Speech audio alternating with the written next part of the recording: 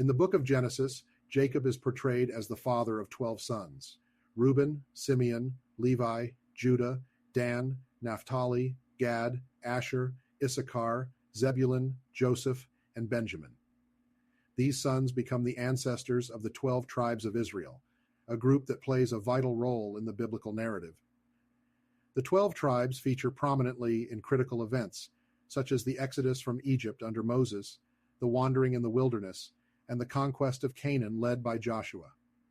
Upon entering the Promised Land, the tribes divide the territory among themselves, laying the groundwork for governance under the judges. Later, they unite under the rule of kings Saul, David, and Solomon. However, this unity is short-lived. Following Solomon's death, the kingdom splits into Israel in the north and Judah in the south. This division becomes permanent, and the northern kingdom falls to the Assyrians, leading to the exile of many tribes, as described in the second book of Kings. Despite these political upheavals, the 12 tribes remain central to the biblical narrative and Israel's sense of identity. Modern historians question the explicitly theological 12-tribe narrative. By the 1930s, historians widely accepted the existence of the 12 tribes. Still, they argued that this organization likely formed within Canaan a few centuries before the monarchy, rather than in earlier periods. Although this view challenges the biblical narrative, it maintains that the idea of the 12 tribes reflects an ancient cultural memory, even if not in the exact form presented in the biblical text. More recent scholarship has further questioned whether a unified identity of all Israel, embodied by the 12 tribes, ever existed in early history. Some historians propose that Israel and Judah were never a unified entity, and the concept of a united Israel only developed later, after the fall of the northern kingdom. Archaeological findings and textual evidence offer little support for a cohesive 12-tribe structure in the early periods. Instead, scholars suggest that early Israelite society was loosely organized, with smaller independent groups forming flexible alliances.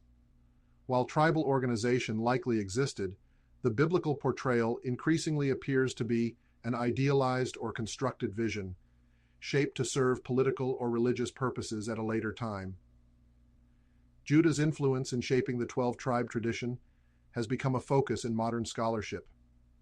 Many accounts of Israel's early history are believed to have been compiled in Judah after the northern kingdom's fall.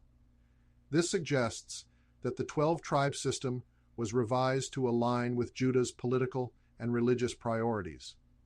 Some ancient texts, such as Genesis 49, the blessing of Jacob, Deuteronomy 33, the blessing of Moses, and Judges 5, the Song of Deborah, contain early references to tribal structures.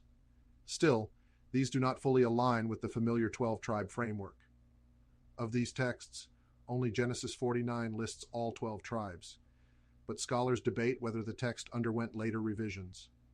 Judges 5, considered one of the oldest tribal accounts, omits important tribes like Judah, Levi, and Simeon, suggesting that these groups may not have been part of Israel's earliest identity. Similarly, Deuteronomy 33 leaves out Simeon, and some scholars argue that Judah and Levi may have been added to these lists later. External evidence from the ancient Near East offers limited support for the 12-tribe concept. One potential reference to the tribe of Gad appears in the 9th century BCE Mesha Stele from Moab, but mentions of individual tribes or the collective 12 are scarce. Scholars caution that the absence of external evidence does not prove that the tribes did not exist. Still, it does suggest that the 12-tribe system may have been a later ideological construct, rather than an accurate reflection of early history. The 12 tribes of Israel hold a foundational place in the Bible's portrayal of Israel's identity and history. However, modern scholarship increasingly views this tradition as an idealized account, likely shaped in Judah after the fall of the northern kingdom.